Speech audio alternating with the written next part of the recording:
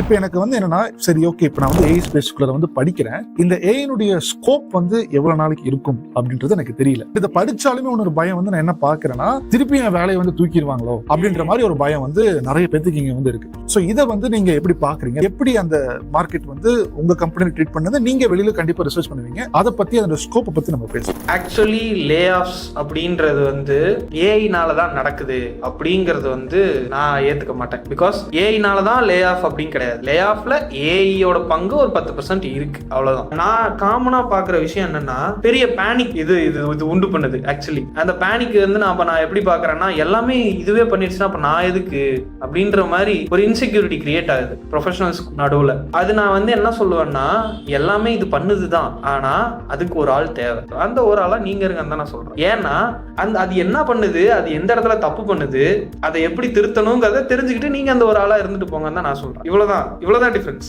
அப்ப அந்த ஒரு ஆளா நான் இல்லைன்னா, அந்த ஒரு ஆளா நீங்க இருக்கிறக்காக ஏஐ பிடிக்கும்.